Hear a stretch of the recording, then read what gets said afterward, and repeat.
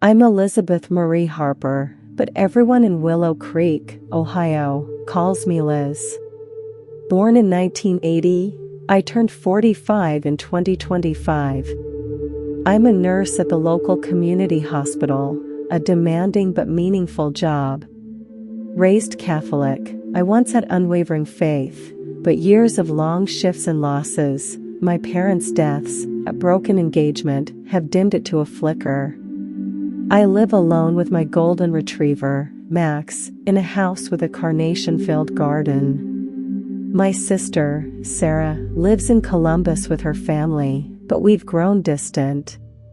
My life feels like a routine, my heart numb, my purpose unclear. March 14th, 2025, dawned gray and drizzly in Willow Creek.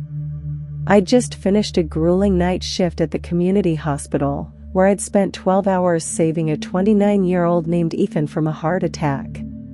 His panicked eyes haunted me as I held his hand, promising he'd be okay, my own heart pounding with adrenaline.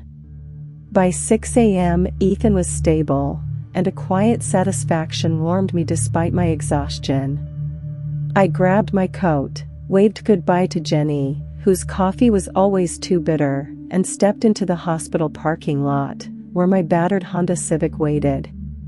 The rain made the highway slick, water glinting under faint streetlights.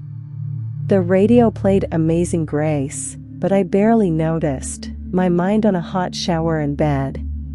The road home wound through pine trees, their resinous scent drifting through my cracked window.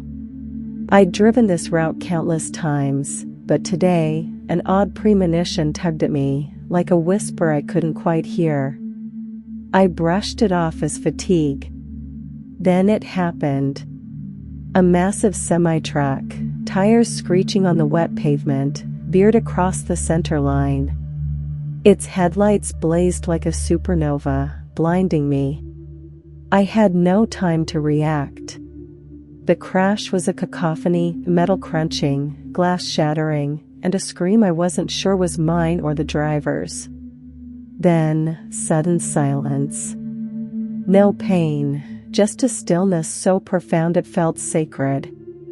I saw my body in the wreckage, head slumped against the steering wheel, blood trickling from a gash on my forehead. Paramedics, my colleagues, rushed to the scene.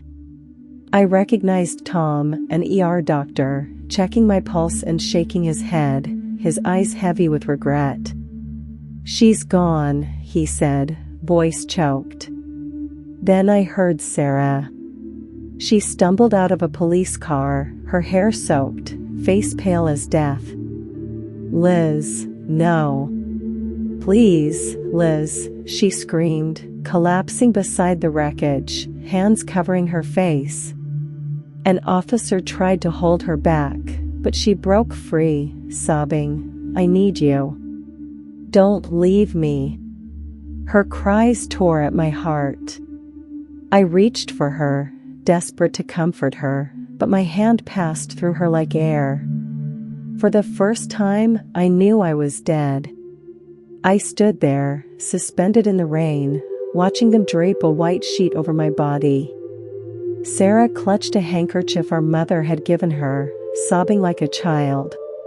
I wanted to tell her I wasn't in pain, that I could still feel her love, but I was a ghost.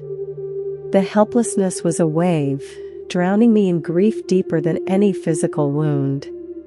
I felt weightless, like a feather caught in a breeze. My form, whatever I was now, hovered above the crash site. The world was strange, as if viewed through frosted glass.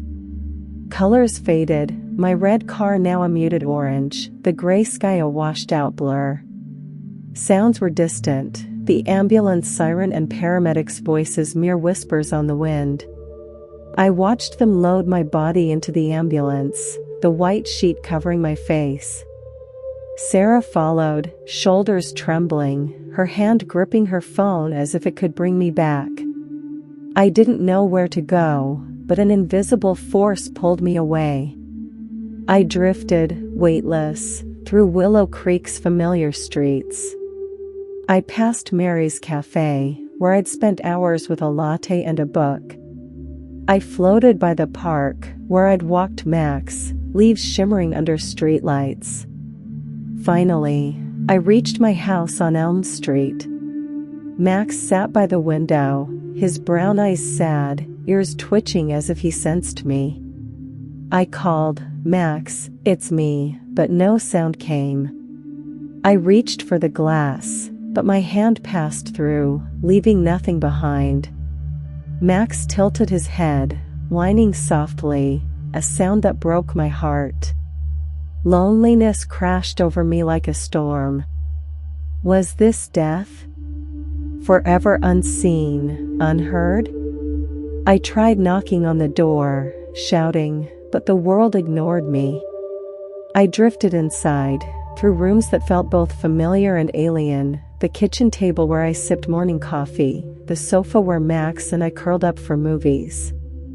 Everything was the same, yet I no longer belonged. I sank to the floor, or tried to, since I had no body to kneel with. "God," I whispered, "what is this? What do I do?" The prayer, my first sincere one in years, was a cry from my soul. Then I saw a light. Not the blinding glow I'd imagined heaven to be, but a gentle, warm radiance, like a fireplace on a winter night. It appeared from nowhere, hovering before me, beckoning. My fear melted, replaced by a peace I'd never known. I didn't know where it led, but I knew I had to follow. I let it pull me from my house, from Willow Creek, into the unknown. As I left, I glanced back at Max, hoping he'd be okay. The light enveloped me, and I surrendered to it, trusting it held the answers I sought. The light led me to a realm beyond human words. It wasn't heaven or hell, but a liminal space where time and space seemed to merge. I saw other souls, each distinct yet part of a greater tapestry. Some shone like stars, their light radiating joy as they ascended toward heaven, a place I felt as infinite love and peace, though I couldn't yet reach it. Others lingered on earth, bound by unfinished business. A man stood before a crumbling house, fumbling with a key, muttering about a debt unpaid, his face etched with regret. A young woman knelt by a park bench, whispering her brother's name, tears falling endlessly. They were tethered by family, guilt, or anger, unable to let go. Then I saw the lost souls, wandering in a shadowy void, not darkness, but a heavy emptiness thick with despair. A woman paced, muttering she wasn't worthy of forgiveness for a long-ago sin. A man roared in rage, pounding an invisible wall, his voice swallowed by silence. They were prisoners of their own refusal to release pain or guilt. My heart ached for them, mirroring my own unspoken regrets. Jesus appeared, his presence a beacon of light. His face, kind yet profound, held no judgment. "Elizabeth," he said, his voice a melody of love, "some souls embrace my light and find peace. Others cling to the world, and some choose darkness over redemption. But the path to me is always open." His words stirred a longing in me, a question, where did I belong? Jesus led me to a place of stillness, where his presence was the only reality. His eyes, deep and compassionate, saw through me. "Are you ready, Elizabeth?" he asked. I faltered. Ready for what? Heaven? Earth? The void of the lost? Shame flooded me as I thought of my life, my faith, once vibrant, now ashes, my love, withheld, my apologies, unspoken. He showed me memories, each a piercing wound. I saw the fight with Sarah 5 years ago, over a forgotten birthday. My sharp words had cut her deeply, but I was too proud to apologize, ignoring her pain. I saw patients I'd treated but never truly heard, Mrs. Thompson, who wanted to talk about her late husband, but I rushed away, Mr. Jenkins, who asked for a prayer, but I deflected, ashamed of my doubts. I saw nights when I knelt by my bed, praying without belief, my heart closed. "You haven't finished your purpose," Jesus said, his voice gentle but cutting. "You've loved, but not fully. You've spoken, but not words that heal. You've walked a path, but not mine." Tears streamed down my face, not from fear, but from the weight of wasted years. Every time I chose pride over humility, busyness over connection, doubt over faith. "Can I make it right?" I whispered, voice trembling. He smiled, a warmth like home. "There is always a chance, if you choose it." He showed me a vision, hugging Sarah, tears of reconciliation on our faces, listening to patients, offering not just medicine but compassion, praying with an open heart. It was a life of purpose I'd never dared to live. I thought of the lost souls, trapped in pain. What about them? I asked. Can they be saved? Every soul can choose redemption, he said. But they must let go of guilt, anger, fear. My love is always there, waiting. His words ignited hope, not just for them, but for me. I nodded, resolute. I want to try. Jesus placed his hand on my shoulder, and a surge of warm light enveloped me. It's not your time, he said. I have work for you. The world dissolved in a cascade of stars, and I felt myself falling, pulled back through a tunnel of light. I woke to the jarring beep of hospital monitors. Pain seared my chest, ribs aching from CPR. Doctors hovered, faces a mix of shock and relief. She was gone for 10 minutes, one muttered. No pulse, no brain activity. But I knew why I was here. I remembered everything, the light, the souls, Jesus' voice. Sarah sat beside me, eyes red from crying. When she saw me awake, she gasped, grabbing my hand. Liz, thank God, I thought I lost you. Her voice broke, and I squeezed her hand, weak but determined. I'm here, I whispered.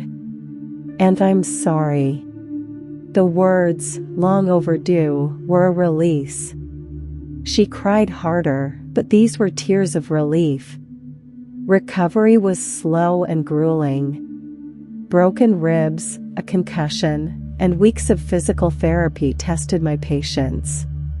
But my spirit burned with purpose. I'd seen the other side and knew what mattered: love, forgiveness, faith.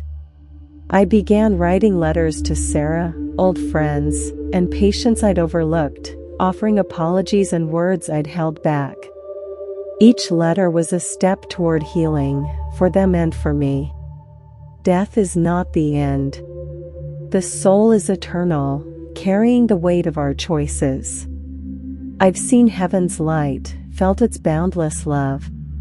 I've seen souls trapped on earth, unable to let go, and others lost in self-imposed darkness. But I've learned there is always hope. Redemption is a choice, available in life or beyond. If you're living without preparing for what comes next, pause. Are you holding grudges that weigh you down? Are there words of love or apology you've left unsaid? Live with purpose, love deeply, forgive freely, seek God with an open heart. I no longer fear death, because I know Jesus is there, his arms wide with love. If you're lost, pray. Reach out. The path to light is always open, waiting for you to take the first step.